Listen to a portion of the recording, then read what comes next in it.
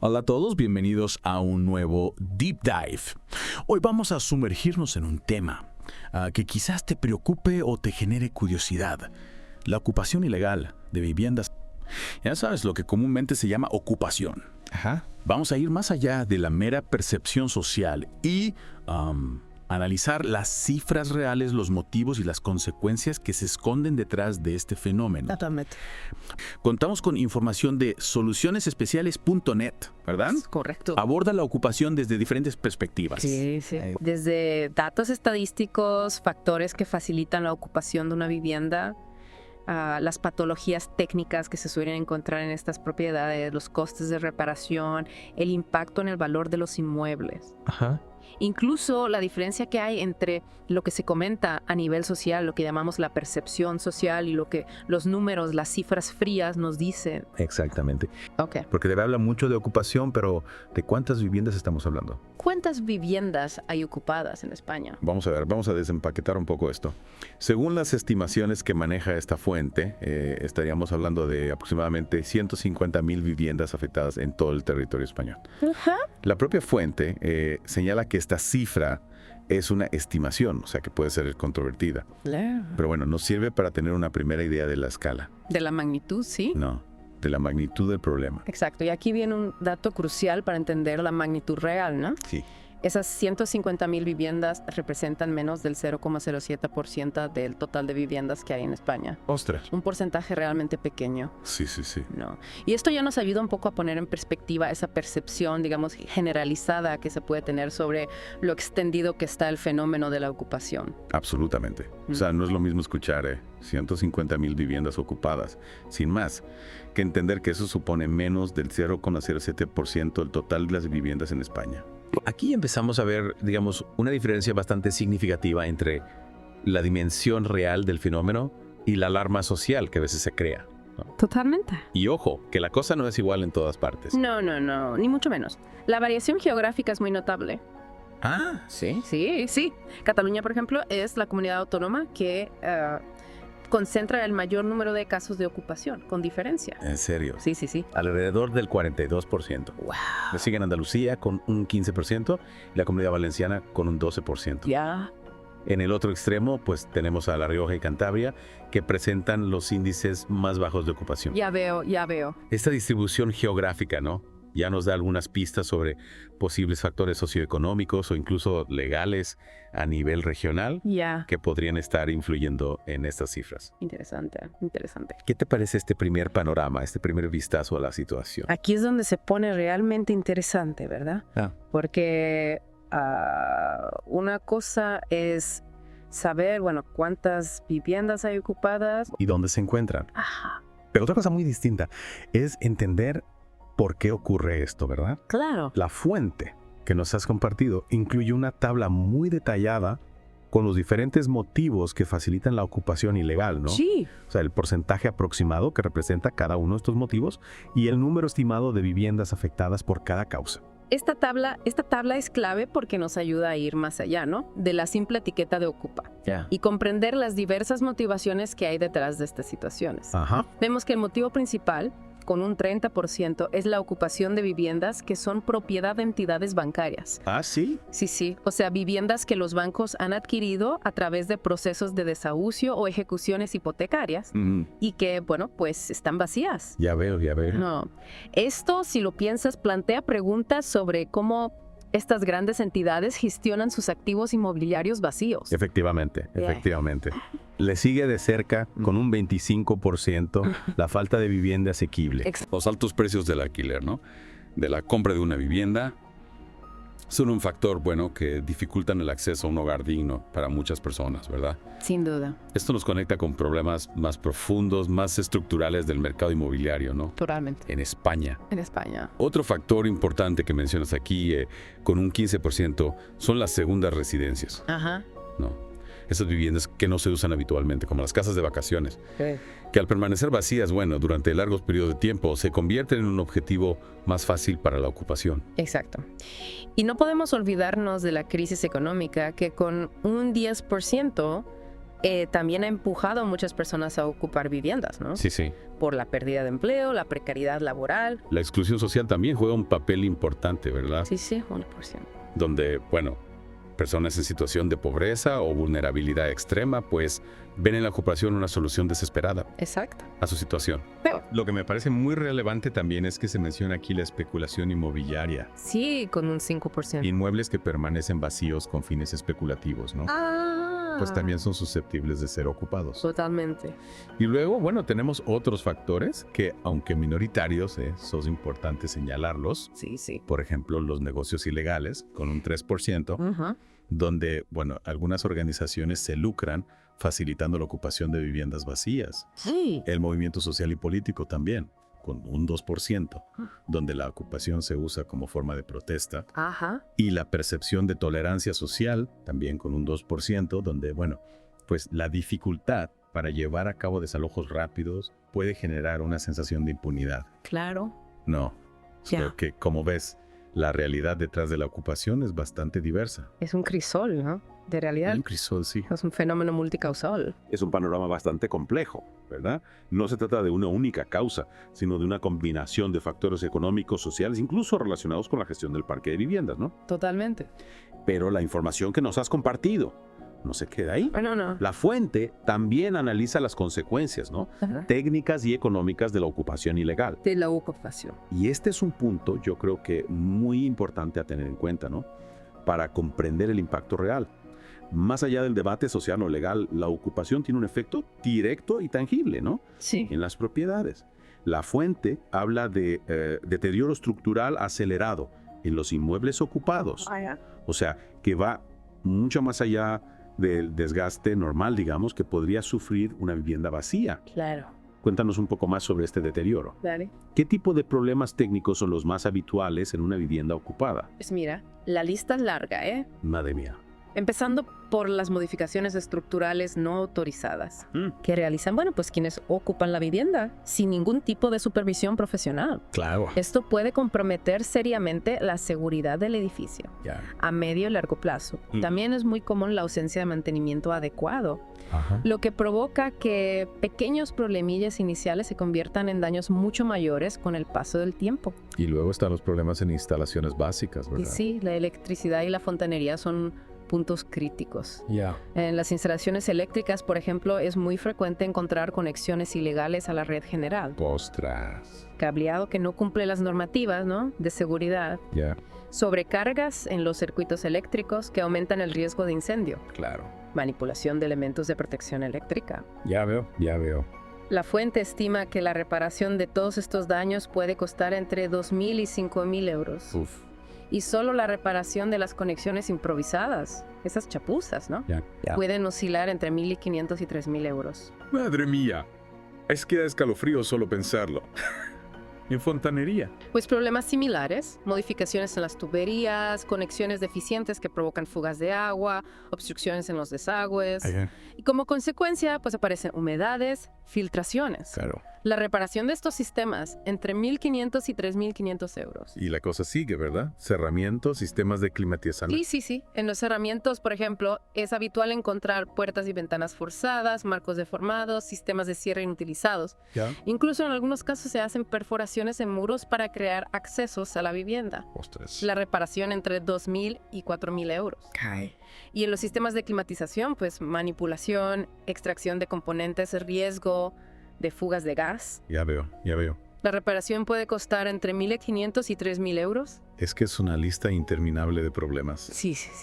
¿Y qué pasa con la salubridad de la vivienda? Pues la salubridad se resiente bastante. Acumulación de residuos, problemas de ventilación, plagas de insectos, roedores, mojo por las humedades. La limpieza y la desinfección para recuperar unas condiciones mínimas de salubridad entre 1.000 y 2.500 euros. Grave. Ya veo. Y ojo, que también hay que tener en cuenta las posibles afectaciones a los elementos comunes del edificio, ¿no? Ajá. Sobrecargas en las redes de suministro, daños en ascensores, deterioro de las zonas comunes, incluso riesgos para la seguridad contra incendios. Los costes estimados entre 2.500 y 5.000 euros para los elementos comunes y entre 1.000 y 2.000 euros para la seguridad contra incendios. Como ves, si eres propietario, los costes potenciales son bueno, son enormes. Son considerables, sí. Si sumamos todos estos costes estimados, la reparación total de una vivienda tras una ocupación puede ascender a Ferono entre 11.500 y 25.000 euros. Una barbaridad. Una barbaridad, vamos. Y eso que solo es una parte del problema, ¿no? Porque la fuente también analiza el impacto que se produce durante la propia ocupación. Y los datos son bastante preocupantes. Ya. Prácticamente en el 100% de las propiedades ocupadas se producen daños en los sistemas de seguridad al forzar la entrada, con un coste inicial de reparación estimado pues entre 1.200 y 3.000 euros. Y la manipulación de las instalaciones eléctricas también es un tema grave. Sí. En el 87% de los inmuebles ocupados se manipula la red eléctrica, lo que genera un fraude millonario, ¿no? Sí. Y un riesgo de incendio mucho mayor. Claro. Se multiplica por 5 el riesgo de incendio. Madre mía. En los sistemas de agua, las alteraciones se producen en el 72% de los casos. Ya veo. Consumo irregular, sobrecostes para las comunidades de vecinos. Y las modificaciones que se hacen dentro de la vivienda. Pues en el 75% de los casos se hacen modificaciones en la distribución del espacio, Ajá. sin ninguna autorización, claro. Ya. Lo que implica que luego hay que redistribuir todo, ¿no? Sí. Y el coste de rehabilitación se incrementa entre un 30% y un 40%. Y lo más preocupante quizás es que alrededor del 18% de los inmuebles que llevan más de 2 años ocupados presentan daños en elementos estructurales. Ostras. Importantes, ¿no? Lo que compromete la estabilidad del edificio. Claro. Y la seguridad pública, por supuesto. Y a todo esto hay que sumarle, ¿no? El deterioro de las zonas comunes. Exacto. De los edificios que se produce a un ritmo 3 veces superior al normal. Sí. En edificios con viviendas ocupadas. Más gastos para las comunidades. Más gastos. Bueno, si intentamos ponerle una cifra a todo esto, la Fronte estima que el coste medio de rehabilitación de una vivienda tras una ocupación es de unos 15.000 euros. Ajá. Si multiplicamos esta cifra por, las aproximadamente 150.000 viviendas afectadas que mencionamos al principio, el daño potencial total al patrimonio inmobiliario en España podría ascender a 2.250 millones de euros. Una barbaridad. Una auténtica barbaridad. Pero el impacto no se limita únicamente a los costes de reparación, No. ¿verdad? También hay una depreciación del valor de las propiedades. Exacto. Que se ven afectadas por esto. Sí. Las propiedades que se encuentran en zonas, con una alta incidencia de ocupación ilegal, pues experimentan una depreciación, digamos, de su valor de mercado que ronda el 18%. Y no solo afecta a la vivienda ocupada. Ah, no. No, también a las propiedades colindantes. Ya veo. Generando un efecto dominó en el barrio. Un efecto dominó, claro. Además, la fuente menciona costes indirectos significativos. Sí. No. Por ejemplo, un incremento del 23% en las intervenciones sanitarias relacionadas con estas situaciones y un aumento del 35% en las intervenciones de limpieza en los entornos afectados. Sí. La cosa no se queda solo en lo material, ¿no? Claro. También hay un impacto social. Y las perspectivas de recuperación, digamos, del valor de estas propiedades no siempre son buenas. No.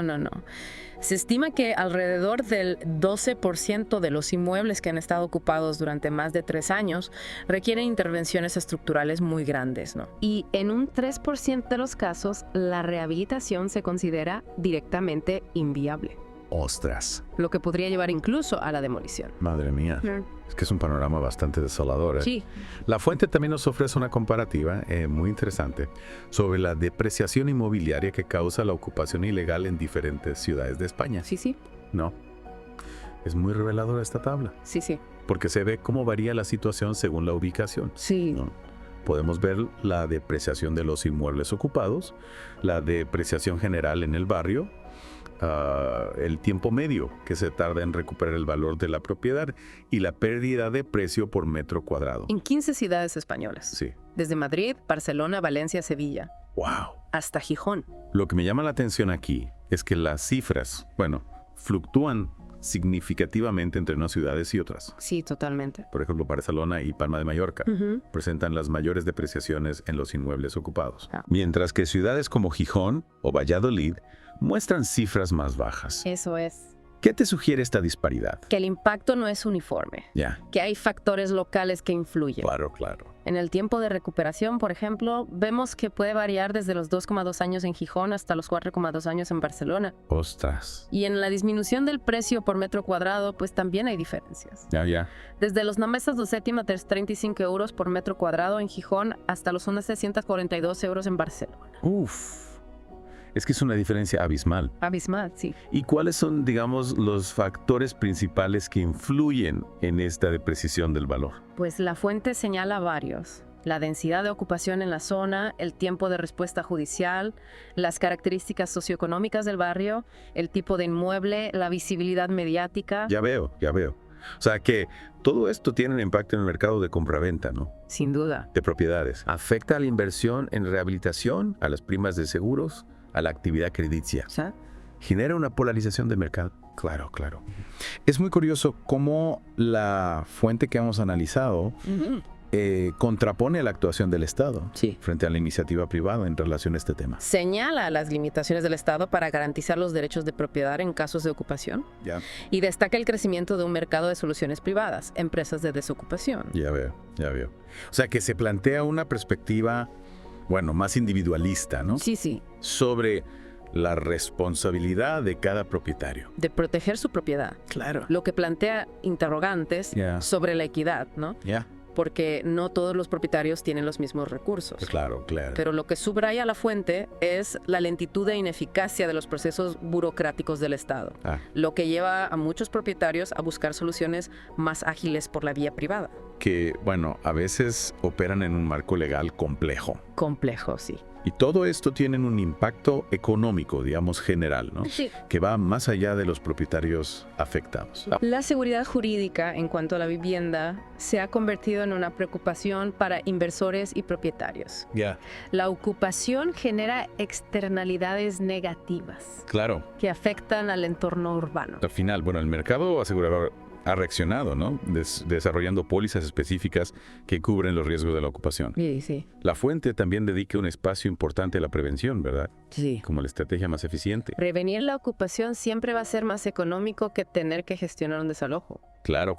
Se recomiendan medidas como la vigilancia de la propiedad, mantener signos de que la vivienda está habitada, la colaboración vecinal. Interesante. Bueno, llegamos a un punto crucial, yo creo que para entender la dimensión real del problema, ¿no? La diferencia entre lo que se percibe socialmente sobre la ocupación Sí. y lo que los datos numéricos nos dicen realmente. Exacto. Aquí la fuente nos ofrece una serie de preguntas y respuestas muy esclarecedoras. Que ayudan a evitar generalizaciones. Por ejemplo, se nos indica que si bien ha habido un incremento del 18% en los casos de ocupación en los últimos 3 años, esto representa menos del 0,07% del total de viviendas en España. Ya.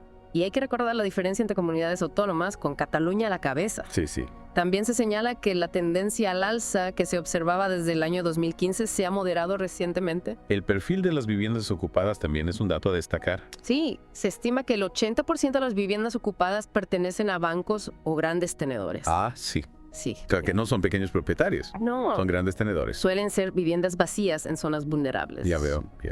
Y la diferencia entre los datos oficiales y la percepción mediática es enorme. Sí. A nivel oficial se habla de 13.400 casos al año en toda España. Ya. Una cifra muy inferior a la alarma social que se genera. Claro. Y en cuanto a las medidas legales, como el desahucio express o la reforma del Código Penal, pues son procesos lentos, entre 9 y 18 meses de media. Ya veo. Lo que explica por qué muchos propietarios buscan soluciones alternativas. La fuente también incluye un glosario de términos que resulta muy útil para entender toda esta jerga específica de la ocupación. Sí. Ocupación, desahucio express, usurpación, allanamiento, precario, grandes tenedores. Ya. Tener claros estos conceptos es fundamental para comprender el debate. Y para terminar, se incluyen algunos comentarios de usuarios, ¿no? Que reflejan la sorpresa al conocer los datos. Sobre todo en cuanto al porcentaje de ocupaciones a grandes tenedores y la diferencia entre percepción y realidad. Sí. También destacan la utilidad de la información legal Ajá. y la variación geográfica del fenómeno. Son un buen ejemplo de cómo el acceso a datos concretos y bien contextualizados nos puede ayudar a cambiar nuestra perspectiva sobre un tema tan polémico como este. Totalmente. Pues hemos llegado al final de este deep dive sobre los ocupas en números. Sí. Hemos visto cómo analizar los datos nos ofrece una perspectiva mucho más precisa, ¿verdad? Con matices sobre la ocupación ilegal en España. En España. Aunque es un problema real, con consecuencias económicas y sociales. Sin duda. Las cifras nos indican que su magnitud a nivel nacional es menor de lo que se percibe. Exacto. La concentración en ciertas comunidades, el hecho de que la mayoría de las viviendas ocupadas pertenezcan a grandes tenedores, Ajá, son datos, bueno, cruciales para entender el fenómeno. totalmente. Esperamos que este Deep Dive te haya ayudado a comprender mejor este tema, a desmitificar algunas creencias, a tener una base sólida de información. Basada en datos. Exacto. Conocer la realidad de los ocupas en números te permite tener una perspectiva más informada, ¿verdad? Sí. Y evitar caer en generalizaciones. Exacto. Y ahora te dejamos con una reflexión final. Considerando la diferencia entre la percepción social y los datos reales, ¿cómo crees que esta información debería influir en el debate público? Y en la búsqueda de soluciones para proteger la propiedad privada y abordar las necesidades de vivienda. Una pregunta interesante. Piénsalo. Hasta la próxima. Hasta la próxima.